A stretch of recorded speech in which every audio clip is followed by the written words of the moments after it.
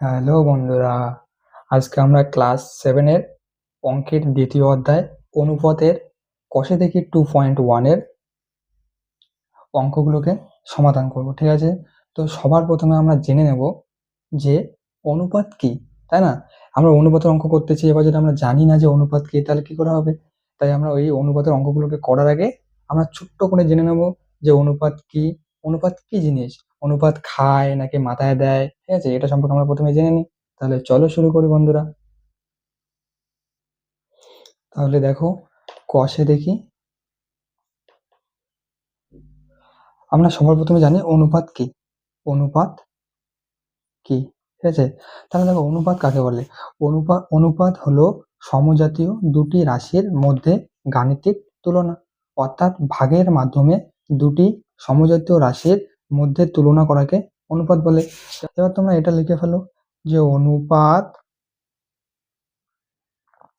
অনুপাতকে is to চিহ্ন, এই চিহ্ন দিয়ে প্রকাশ করা হয়। চিহ্ন দিয়ে লেখা হয়, ঠিক আছে? তাহলে এটাকে বলে অনুপাত চিহ্ন বা ইস্টু বলে। ঠিক আছে, এইভাবে আমরা অনুপাতকে লিখি। যেমন ধরো আমি বললাম, আমি একটা বললাম যে 2:5, তাহলে এটা হচ্ছে অনুপাত চিহ্ন। এবার এটা দেখো যে অনুপাতের এই পদটাকে, এটাকে বলে পূর্ব পদ, আর এই পদটাকে এটাকে বলে উত্তর পদ। ঠিক আছে, তাহলে এটাকে কি বলে? এটাকে বলে পূর্ব পদ, আর এটাকে কি বলে? এটাকে বলে উত্তর পদ। তাহলে এবার তুমি লিখে ফেলো যে অনুপাতের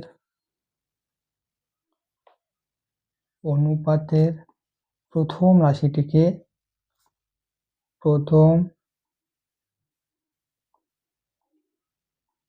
রাশিটিকে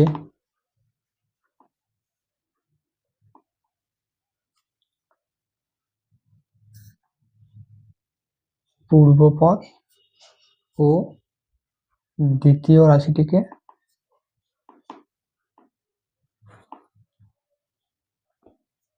উত্তরপদ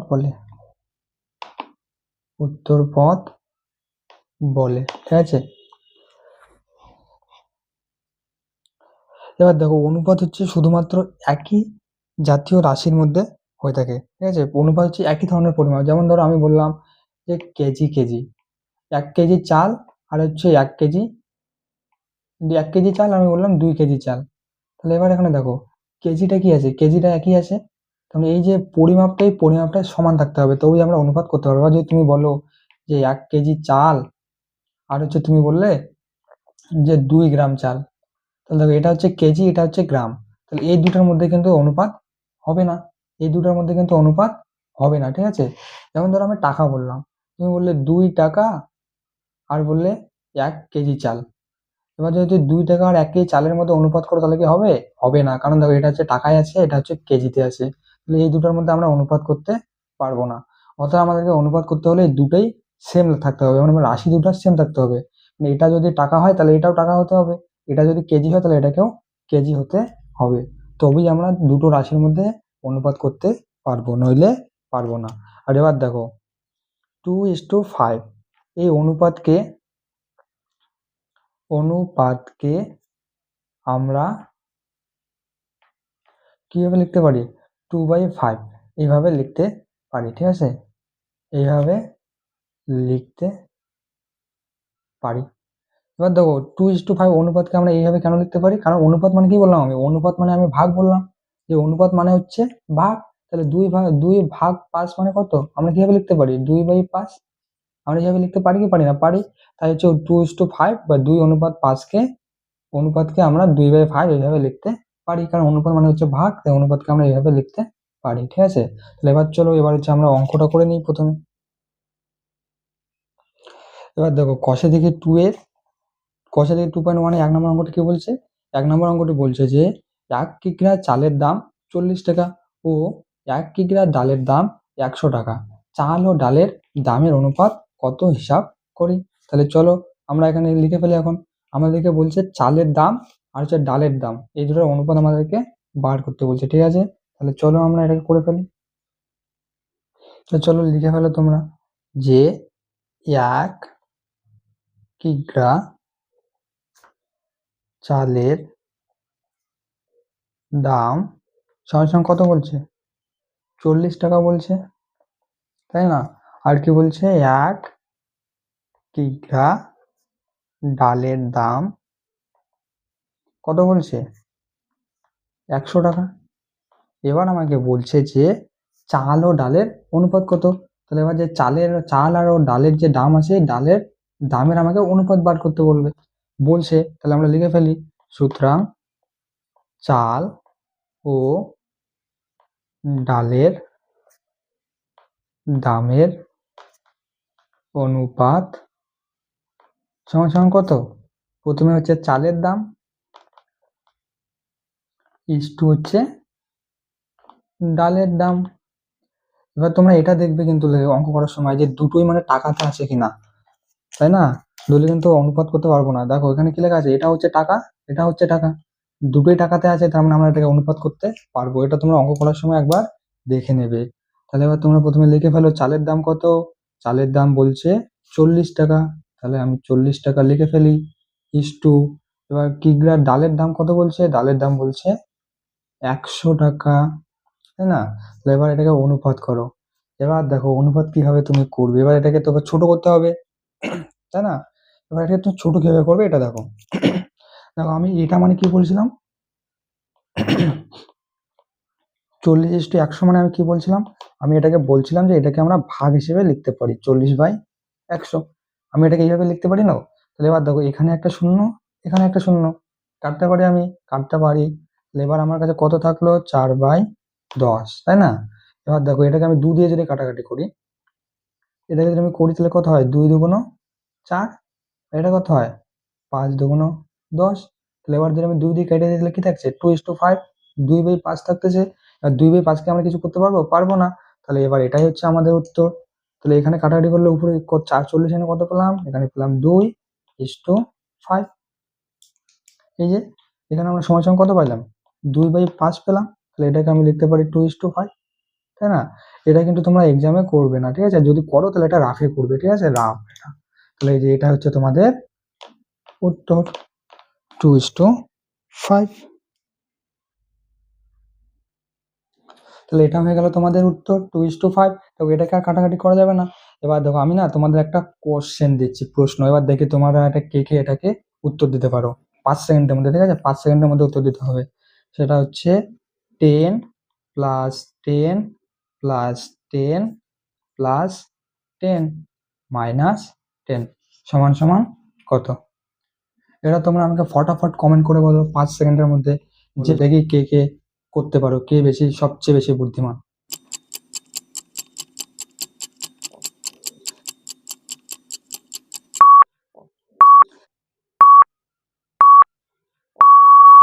তাহলে দেখো যারা যারা করতে পেরেছো তারা তো ঠিক আছে। এবার যারা করতে পারোনি তাদের জন্য আমি উত্তরটা বলে দিচ্ছি।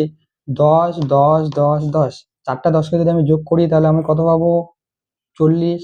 এবার এখান থেকে যদি আমি 10 বিয়োগ করি তাহলে আমি কত পাবো? 30। তাহলে উত্তরটা হচ্ছে 30। কারা কারা উত্তরটা করতে পেরেছো আমাকে কমেন্ট করো, আর কারা কারা করতে পারোনি তারা আমাকে কমেন্ট করে বলো যে স্যার আমি এটা করতে পারিনি। তাহলে এবার চলো, এবার হচ্ছে আমরা 2 নম্বর অঙ্কটা করবো। এবার দেখো 2 নম্বর অঙ্কটা কি লেখা আছে। তোমরা তো ছবিটা দেখেই ভয় পেয়ে গেছো যে ওরে বাবা এটা কি দিয়ে রাখছে, ত্রিভুজের অঙ্ক আমরা কি করে করব। তাহলে দেখো ত্রিভুজ একটা বলছে, এখানে একটা ত্রিভুজ দিয়েছে 2 নম্বর অঙ্কটিতে। এবার তোমাকে বলছে যে angle BAC is to angle ABC is to angle ACB কত। এটা দেখে তোমরা ভয় পেয়ে গেছো, তাই না? তাহলে চলো এটাকে আমি সবচেয়ে সহজ ভাবে করবো, এই অঙ্কটা সবচেয়ে সোজা। তাহলে চলো করে। এবার দেখো 2 নম্বরে কি বলছে, তোমাদেরকে এরকম একটা ত্রিভুজ দিয়ে এটা বার করতে বলছে। এবার তোমরা নিশ্চয়ই ছোটবেলায় পড়েছো, ছোটবেলা বলতে 3, 5, 4, 6 এ হয়তো পড়েছো। তোমরা কি পড়েছো? এগুলাকে কি বলে? এগুলাকে কোণ বলে, তাই না? ইংলিশে বলে অ্যাঙ্গেল। তাহলে এগুলো হচ্ছে 3টা কোণ। ত্রিভুজের কয়টা কোণ থাকে? ত্রিভুজের হচ্ছে 3টা কোণ থাকে, তাই না? ত্রিভুজ 3টা কোণ থাকে, এগুলো কি বলে? কোণ বলে। তাহলে এটা হচ্ছে একটা ত্রিভুজ। কি ত্রিভুজ? এ বি সি, এটা হচ্ছে ত্রিভুজটার নাম। এবার যদি তোমাকে বলে এই কোণটা হচ্ছে 60°, এই কোণটা 50°, এই কোণটা 70° দেওয়া আছে, তাহলে এবার তোমাকে এই কোণটা বার করতে বলছে। এবার তুমি আমাকে বলো তো কোণ কিভাবে লেখে? আমি যদি এই কোণটাকে লিখতে চাই 60° কোণটা, তাহলে কিভাবে লিখবো? এইভাবে লিখবো। দেখো অ্যাঙ্গেল এটা হচ্ছে বি, তাহলে B A C, A C. তাহলে দেখো এটা কোনটা, এ মানে হচ্ছে এটা, তার মানে হচ্ছে 60 ডিগ্রি কোণ, ঠিক আছে, মানে হচ্ছে এটা, মানে যেটাকে আমরা লিখবো ওটা হচ্ছে মাঝখানে থাকবে, তাই না? এটা আমরা লিখতেছি এই কোণটা, 60 ডিগ্রি কোণটা এটা আমরা লিখতেছি, তাই এটা হচ্ছে মাঝখানে, এই যে বি এ সি। এবার যদি আমি তোমাদের এই কোণটা লিখতে বলি তাহলে তুমি কিভাবে লিখবে? দেখো এই কোণটা একটা তোমরা নিজেরা বলো তো এটাকে কিভাবে লিখবে। সি কোণটা লিখবো, তাহলে মাঝখানে সি থাকবে, আর এইদিকে কত থাকবে, এ থাকবে, তাহলে এইদিকে হচ্ছে এ, এ সি বি। তাহলে এই যে আমি এই কোণটা পেয়ে গেলাম, এটা কত, এটা হচ্ছে 70 ডিগ্রি, এটা হচ্ছে 60 ডিগ্রি। এবার আমি তোমাদের যদি বি কোণটা বার করতে বলি, এই কোণটা, তাহলে এটা কিভাবে বার করবে? দেখো এটা হচ্ছে এ বি সি, মানে যে কোণটা বার করবে ওই কোণটা হচ্ছে মাঝখানে থাকবে, তাহলে হচ্ছে এ বি সি। এই যে বিটা মাঝখানে মানে কোন কোণটা, এই কোণটা, আর এখানে সিটা মাঝখানে মানে কোন কোণটা, এই কোণটা। তাহলে এই কোণটা করতে এই কোণটা হচ্ছে 50 ডিগ্রি। এবার দেখো তো তোমরা, বিএসি, বিএসি কত, 60 ডিগ্রি পেয়েছো, বিএসি সমান সমান 60 ডিগ্রি। এবিসি, এই যে এবিসি সমান সমান কত, 50 ডিগ্রি। তারপর হচ্ছে এসিবি, তাহলে দেখো এসিবি সমান সমান 70 ডিগ্রি। তাহলে এগুলোর মান তোমরা পেয়েছো, পেয়েছো। তাহলে এবার তোমরা এখানে বসায় দাও, কিভাবে বসাবে দেখো, বলছে তোমাদেরকে angle BAC is to angle ABC is to angle, ইংলিশে অ্যাঙ্গেল বলে, বাংলায় বলে কোণ। তাহলে এবার প্রথমে তুমি অ্যাঙ্গেল বিএসি এর মান বসাও, এটা কোনটা, এটা হচ্ছে এটা, কত ডিগ্রি, 60 ডিগ্রি, ইস টু, তারপরে এবিসি, তাহলে এবিসি মানে কত, 70 ডিগ্রি, 70 ডিগ্রি বসায় দাও, ইস টু, ডিগ্রি দিতে লাগবে না। তারপরে এসিবি, এসিবি মানে কোনটা, সরি সরি, এবিসি মানে হচ্ছে 50 ডিগ্রি, তোমরাও বলো না, এবিসি মানে হচ্ছে 50 ডিগ্রি। কারা কারা খাতায় ঠিক লিখেছো, আমি ভুল লেখার পরেও আমাকে বলো। যারা ঠিক আমার মতো ওটাকে ভুল লিখেছো তারা হচ্ছে অন্ধের অন্ধের কিবা দিন কিবা রাত আছে না, তোমরা হচ্ছে গাছের মধ্যে ঢিল ছুটতেছো অঙ্কটা না দেখে। তাহলে এবার দেখো এসিবি, এসি মানে কত, এই যে এসিবি এটা মানে কত, 70 ডিগ্রি, 70। তাহলে এবার আমি বলো কত পেলাম, 60:50:70। তাহলে এবার দেখো এটার মধ্যে শূন্য আছে, তাহলে এই শূন্যগুলোকে আমি কেটে দিলাম। এটা এটা তোমরা মনে মনে কাটবে, ঠিক আছে, মনে মনে কাটবে, এইভাবে কাটে দেবো না, দেখতে ভালো লাগে না, এটা তোমরা মনে মনে কাটবে। তাহলে কত পাচ্ছি আমরা, 6:5:7। এবার দেখো এটার মধ্যে তুমি কাটাকাটি করতে পারবে, পারবে না, তাহলে এটাই হচ্ছে আমাদের উত্তর। তাহলে আমাদের উত্তর কত, 6:5:7, 6:5:7, এটা আমাদের উত্তর হয়ে গেল। তাহলে এবার দেখো অঙ্কটা কত মজার অঙ্ক, কত তাড়াতাড়ি হয়ে গেল, তাই না? ছবি দেওয়া আছে, ছবি দেখে দেখে এটা করলে। এবার তোমরা এই যে এইটা খাতায় লিখবে, পরীক্ষা আসলে এটাই লিখে দেবে। তাহলে এবার চলো, এবার হচ্ছে আমরা 3 নম্বর অঙ্কটা করব। এবার দেখি 3 নম্বর অঙ্কটিতে কি বলছে। এবার দেখো 3 নম্বর অঙ্কটিতে কি বলছে, 3 নম্বর অঙ্কটিতে বলছে একটি পেন্সিলের দাম 3 টাকা, একটি লজেন্সের দাম 50 পয়সা, একটি পেন্সিল ও একটি লজেন্সের দামের অনুপাত দেখি। এবার তোমরা বলবে দাদা এখানে তো টাকা আছে, এখানে তো পয়সা আছে, তাহলে আমরা পেন্সিল আর লজেন্সের অনুপাত কিভাবে করব? তুমি তো বলছিলা যে টাকা আর পয়সার মধ্যে অনুপাত হয় না, টাকা টাকার মধ্যে অনুপাত হয়, পয়সা পয়সার মধ্যে অনুপাত হয়। তাহলে এবার চলো আমরা দেখি যে এই অনুপাতটা আমরা কিভাবে করব, তাই না? This is the twist. এবার দেখো একটি পেন্সিলের দাম কত বলছে, একটি পেন্সিলের দাম, পেন্সিল মানে জানো তো, পেন্সিল মানে হচ্ছে রুল। তাহলে একটি পেন্সিলের দাম কত বলছে, 3 টাকা, ঠিক আছে। আর একটি লজেন্সের দাম, একটি লজেন্সের দাম বলছে, দাম বলছে 50 পয়সা, ঠিক আছে। তাহলে এবার তুমি বলো যে দাদা এটা হচ্ছে টাকায় আছে, এটা হচ্ছে পয়সায় আছে, তাহলে আমরা তো এটার অনুপাত করতে পারবো না, তাই না? আমরা এটাকে অনুপাত করতে পারবো, পারবো না। কিন্তু এবার আমি যদি তোমায় বলি যে এইটা তো টাকায় আছে, এবার এইটা যে পয়সায় আছে এটাকে টাকায় নিয়ে যাও, এটাকে যদি আমি টাকায় নিয়ে যাই তাহলে আমরা অনুপাত করতে পারবো, পারবো। অথবা এটাকে যদি আমরা পয়সায় নিয়ে যাই তাহলেও অনুপাত করতে পারবো। তাহলে এটা যদি পয়সায় হয় তাহলে এটাও পয়সা, এটা যদি টাকা হয় তাহলে এটাও টাকা। তাহলে এবার দেখো আমি কি করব, তুমি হচ্ছে এটাকে টাকাটাকে পয়সা বানাতে পারো বা পয়সাটাকে টাকা বানাতে পারো, তাই না? তো আমি কি করবো, আমি হচ্ছে টাকাটাকে পয়সা বানাবো, ঠিক আছে? তাহলে অঙ্কটা আমাদের সোজা হবে। তো এবার দেখো তো 3 টাকা মানে কত হয় তোমরা আমাকে বলো। 1 টাকা মানে কত পয়সা আমরা জানি? 1 টাকা সমান কত পয়সা জানি? 100 পয়সা, তাই না? 1 টাকা সমান 100 পয়সা। তাহলে এবার 3 টাকা সমান কত পয়সা হবে? 3 টাকা সমান 3 ইন্টু 100, তাহলে কত হইলো? 300 পয়সা, তাই না? তাহলে এটাকে আমরা লিখতে পারি 3 টাকা সমান 300 পয়সা। এটা আমি লিখতে পারি তো? পারি। তাহলে এবার দেখো এটা হচ্ছে পয়সা, এটা হচ্ছে পয়সা। তাহলে এবার বলো, এবার আমরা অনুপাত করতে পারবো কি পারবো না? অবশ্যই এবার আমরা অনুপাত করতে পারবো। তাহলে এবার চলো আমরা এখন অনুপাত করে ফেলি।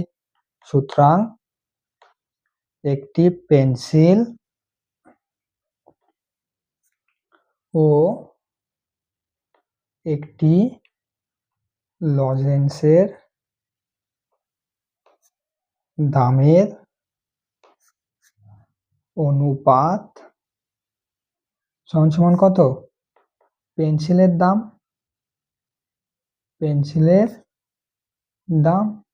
ইস টু লজেন্সের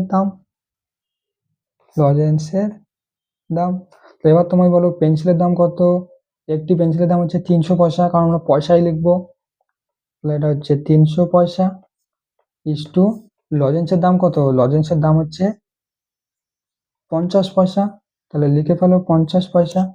এবার দেখো এখানে একটা শূন্য, এখানে একটা শূন্য, আমরা মনে মনে এটাকে কেটে দিলাম, ঠিক আছে? খাতায় কাটবে না, দেখতে সুন্দর লাগে না। মনে মনে আমরা এটাকে কেটে দিলাম, একটা শূন্য একটা শূন্য। তাহলে আমরা এখানে কত পাইলাম? 30 ইস টু 5, এটা পেলাম তো। এবার তুমি দেখো তো এটাকে আমি কি লিখতে পারি? 30টাকে 5 ইন্টু 6, 5 6 30 লিখতে পারি। আর এটা 5 ইন্টু 1 লিখতে পারি কি পারি না? পারি। এবার দেখো এটাও 5, এটাও 5, এটা মানে কি? 5 ইস টু 6 ইস টু আছে, ইস টু হচ্ছে 5 ইন্টু 1। এটা মানে কি বলো তো? এটা মানে হচ্ছে 5 ইন্টু 6 ভাগ হচ্ছে কত? 5 ইন্টু 1। কারণ ইস টুটাকে আমরা ভাগ হিসেবে লিখতে পারি এরকম করে। তাহলে এই পাঁচটা কেটে গেল, কত থাকলো? 6 আর 1, তাই না? তাহলে এই যে এই 5টা আর এই 5টাকে যদি আমরা কেটে দিই, তাহলে মনে মনে তাহলে আমরা কত পাচ্ছি? এদিকে পাচ্ছি 6, এদিকে পাচ্ছি 1। এবার দেখো এটাকে আমরা আরো কাটাকাটি করতে পারবো? এটাকে আরো ছোট করতে পারবো? পারবো না। তাহলে এটাই হচ্ছে আমাদের উত্তর। তাহলে দেখো কত সুন্দর করে আমাদের 3 নম্বর অঙ্কটা হয়ে গেল। তোমরা একবার দেখে নাও আর খাতায় লিখে নাও। এবার চলো আমি তোমাদের একটা মজার একটা ধাঁধা দিচ্ছি। আমি জানি তোমরা অনেকে ধাঁধা পছন্দ করো, তাই আমি এবার তোমাদের একটা মজার ধাঁধা দিচ্ছি। দেখি তোমরা কে কে ধাঁধাটার উত্তর দিতে পারো। ধাঁধাটা হলো যে কথা বলে না, কথা বলে না কিন্তু খবর দেয়। কথা বলে না কিন্তু খবর দেয়। বলো এটার উত্তর কি হবে? এটার উত্তর তোমরা যারা যারা পারো তোমরা আমাকে কমেন্ট করবে। যে সঠিক উত্তর দেবে পরের ভিডিওতে আমি তার নাম আমার ভিডিওতে লিখবো, ঠিক আছে? যে এই ধাঁধাটার সঠিক উত্তর দেবে পরের ভিডিওতে আমি তার নাম বলবো, যে এ সঠিক উত্তর দিয়েছে। ধাঁধাটা কি? ধাঁধাটা হচ্ছে কথা বলে না কিন্তু খবর দেয়। আমি তোমাদের একটা হিন্টস দিচ্ছি, ঠিক আছে? সেটা হচ্ছে প্রতিদিন সকালে করে আমরা পড়ি এটাকে। এবার দেখি তোমরা কি কি এটার উত্তর দিতে পারো। দেখি তোমাদের মধ্যে কার বুদ্ধি সবচেয়ে বেশি। যে উত্তর দিতে পারবে সঠিক উত্তর, পরের ভিডিওতে আমি তার নাম বলবো, ঠিক আছে? আর পরের ভিডিওতে আমি এর উত্তরও বলে দেবো। তাই যারা যারা জানো না এটার উত্তর কি, যদি তোমরা এটার উত্তর জানতে চাও, তাহলে আমার চ্যানেলটিকে সাবস্ক্রাইব করো আর পরের ভিডিওটি দেখে নাও। পরের ভিডিওতে আমি তোমাদের এটার উত্তর বলে দেবো, ঠিক আছে? তাহলে এবার চলো আজকের ভিডিওটা এখান থেকে থাক। এর পরের ভিডিওতে আমরা বাকি অঙ্কগুলোও সমাধান করব। তাহলে চলো, tata, bye bye, take care. এইগুলোকে করো আর মন দিয়ে পড়াশোনা করো। পরের ভিডিওতে আবার দেখা হচ্ছে আমাদের।